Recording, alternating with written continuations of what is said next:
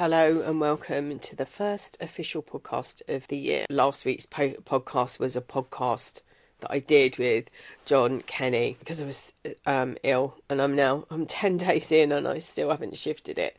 Anyway, this week I want to talk about moving forward and the ultimate goal and what 2024 has in store for you. Have you thought about that? Welcome to the Mindfuckery podcast, which is featured in FeedSpot's top 10 of emotional abuse podcasts. I'm your host, Elizabeth, and in here we explore areas others fear to tread. I'm the founder of the Divorce Sanctuary and creator of Wound Talking and The Original Wound.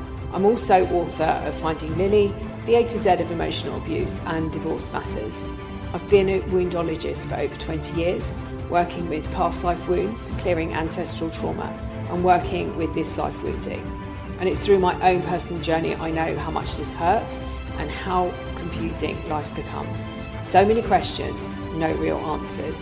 And I'm on a mission to help and educate as many people as I can on the effects of trauma on our lives and our children's lives, and helping them heal the wounds of our mothers and our fathers.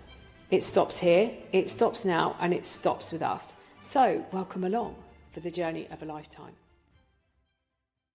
And you are very, very welcome. I'm sat here snuggled up under a duvet, actually, and I've got a cup of tea. I do not know, I can't even tell you how ill I was for the first 2 or 3 days.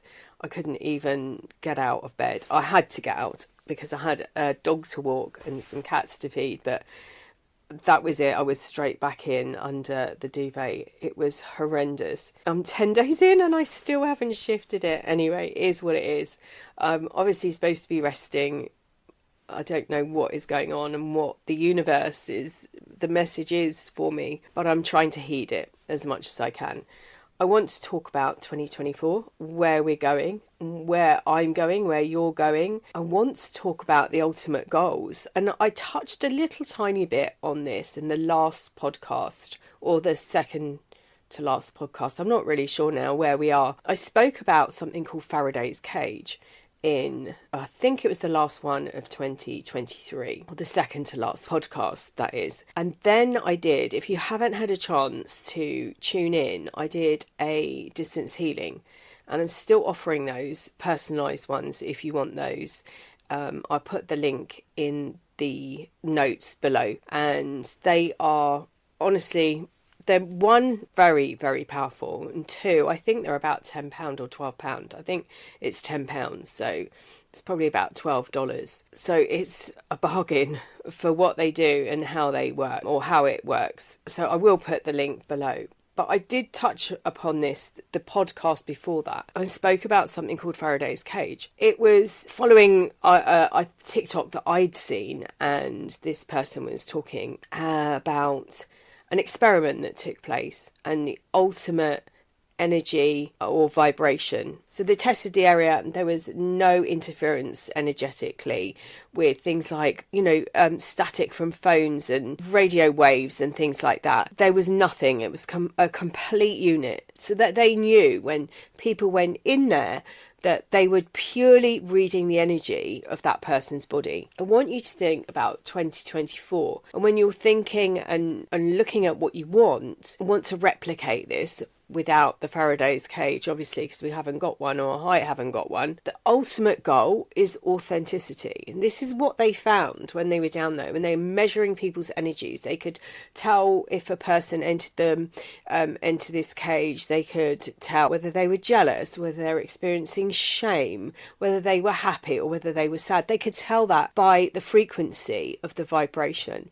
And the highest one that they came to discover was the ultimate vibration, was authenticity. When I look back to around 2012 to 2016, it was like a bit of a buzzword, authenticity. I'm authentic. I'm being authentic. To me, it was a buzzword. To be authentic is to know exactly who you are and to stand in that energy, confident I'm not saying it isn't unachievable, but to purely live in that state of this is who I am and this is what I want, I'm going to hazard a guess, for me personally, it would be quite hard. Am I being authentic? And maybe that's a question I need to ask myself every day. Am I being authentic? Am I doing something? Because this is where the energy shifts. Am I doing something because it ties in with what I want? Or am I doing this because it ties in with what somebody else wants or expects of me? So I did a live in my group yesterday. It wasn't a particularly brilliant one, purely because I'm still feeling, I feel like I've got flu brain, not like pregnancy brain or fog brain. It is a little bit fog brain. I can't seem to string a huge amount of words together, and my mind and my mouth don't seem to be working in unison. But right at the end, I came out with this gem, and I do have moments where the clarity comes through, and it's what do you want and where do you want to be? How do you want your energy to feel? Emotionally abusive relationships steal everything. Literally, you emotionally drained, physically drained, mentally drained, spiritually drained, financially drained. There's nothing. So how can your vibration be authentic? How can it be true to you? If that's our gauge, right in the centre, it's a line that comes down and it says, my authenticity, this is who I am at the core, this is what I want, this is what I would like my life to be like. So when you think about what you would like your life to be like, how does it make you feel?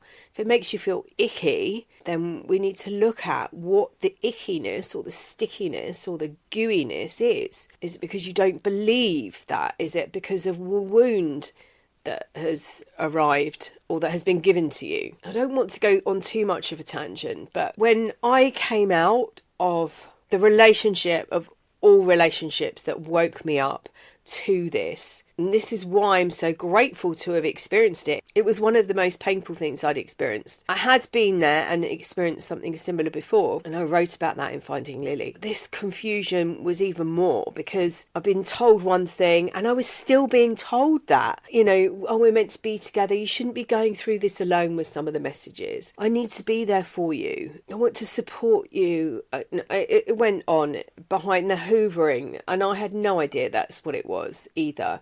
I was caught because I knew it wasn't a healthy relationship, and it took me, and I'm still recovering financially, and that isn't a lie. I still am recovering financially from that. Emotionally, I think I'm okay. Emotionally, I think I've got most of the earworms, and that's how I see them. Those words that are released in, making you doubt who you are, whether you can do this alone, whether you should be on your own. I think I've got most of those now. Mentally, yeah, I think I did that a few years ago as well. Physically, no. I'm working on my physical. Spiritually, where am I spiritually? Completely different person. Spiritually, I'm the same, but with a deeper understanding, a deeper knowing, a realization that I had to experience this pain to get me to where I needed to be, to heal the very deep wounds, to challenge some of the things that happened to me. And financially, as I said, I'm still working on that one. And I believe finances are also linked to how we perceive ourselves, how we see ourselves, to our self-esteem, as does that to our physical space. I remember living in a cottage many, many, many years ago. It was very damp and it wasn't congruent to our health. And as I was healing and recovering, because I'd been left the first time in an extremely awful financial situation with children, I went to someone's house and she just moved house, and I suddenly realised that I deserved to be living in a nicer environment. My kids deserved to be living in a nicer environment. And we tried moving. And in fact, we had been living in another cottage in the middle of a field, which was just idyllic. And we'd had to move. So this is all, it's all linked. It's all a vibration. When my vibration went up and met with how and where I should be living, the house just appeared, and literally just appeared. And I walked in and through the front door, and as I stood on the doormat, I knew that I should be living there. That was my home. So vibration is everything. It's how we feel. And if we've got a low vibration, and coming out of an emotionally abusive relationship, the way you see yourself isn't the way other people see you. And somebody said to me a few months ago now, so you just amaze me. I have seen you so many times now. It's how you pick yourself up. How you pick yourself up after going through something so horrific and continue. That's part of the healing. That's also part of, I don't know, maybe there's something in my DNA. I recognise that I'm at a certain point. It's like learning, like a child learning to walk. It doesn't go, I've fallen over, I'm not going to try. It keeps getting up and it keeps trying and learning a different way. Okay, that didn't work last time, but if I hold my back straighter, it doesn't think like that, but it readjusts its position, and we can do that. And 2024 can be that readjustment of position. So at the end of the live yesterday, I said something along the lines, I probably have to really listen to it again, but I said something along the lines of, even if you feel that you should be back in that relationship, that's a decision that you make.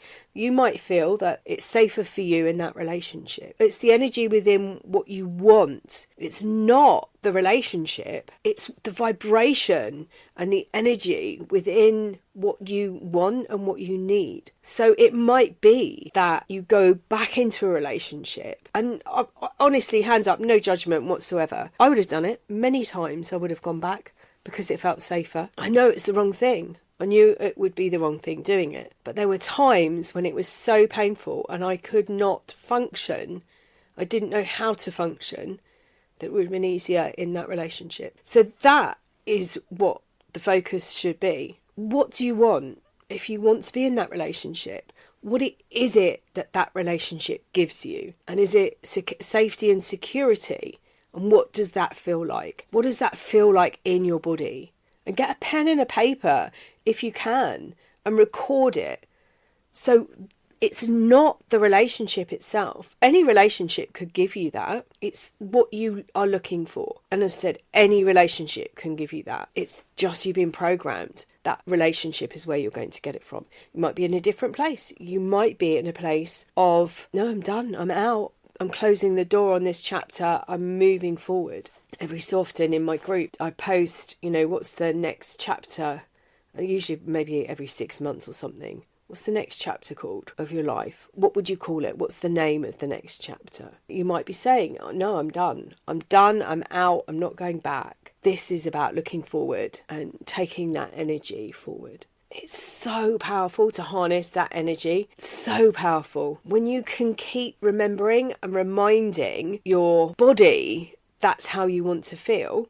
That's how you deserve to feel. Not a negative emotion, only the positive. The negative is the lower energy, the denser, dark energy. You might feel that you only deserve the worst. You don't deserve to be in a good relationship. You don't deserve to be loved. Everybody deserves to be seen and heard. And it might be that you didn't experience that in childhood. It might be that those needs weren't met.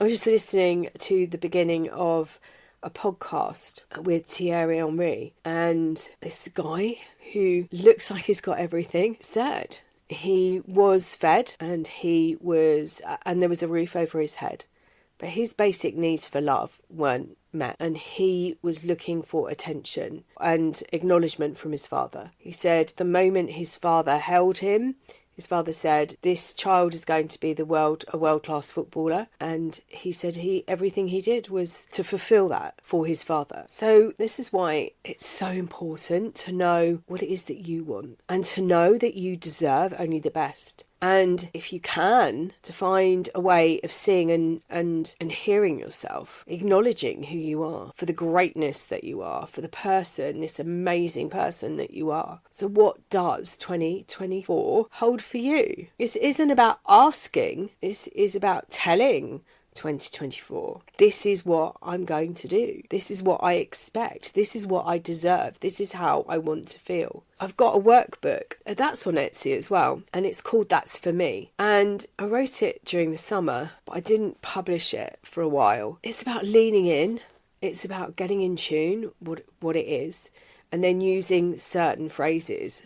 One of the phrases is "That's for me." Raising your vibration to meet your expectations, to meet what your life should be like. Now, as I said, if you want to get back into the relationship with your abusive ex, that is your decision. That is a decision. Nobody is going to judge you. But ask yourself why you want to get into a relationship that doesn't match your energy, that puts you down, that destroys your self-esteem. And if it's for security and safety, which is an oxymoron, but if it is for that because you can't see a way out, then look and feel what it is. What safety and security mean to you? Whatever the words are, what does that mean to you? And then start raising your energy and your vibration. We all vibrate. Everything vibrates. The planet vibrates at, hopefully I've got this right, 7.82 hertz. You have like a thumbprint, a unique vibration. Start looking. I'll put the link to that workbook because that's really handy.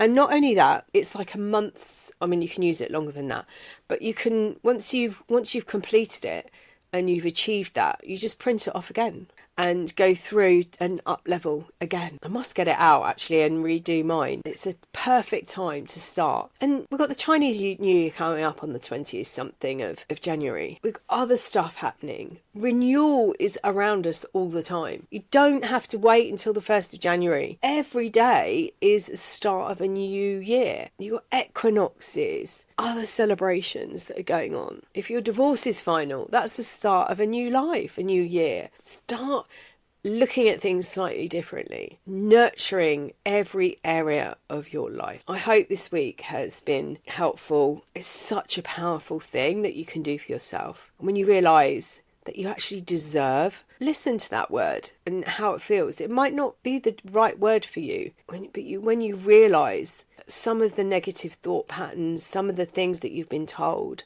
are wrong about you, and you can bash them, one of those games with a hammer and it pops up, those spongy things pop up and you try and hit them. You can do the same with these thoughts and processes. And if you want to know more, I will put some links below and you can book a session with me. It's completely painless, I promise you, but it's life-changing. I'll put the link, as I said, below to the distance healing, and that I will tune into your individual wounds. I work with 30 original wounds, and it's 15 ancestral and 15 past life, and see if there are any coming up, or what's coming up rather, and clear them. But I also go deeper, so under the 30 I will check in with another 2 versions of that, so it's a really deep clearing. So I'll put the links below if you are interested,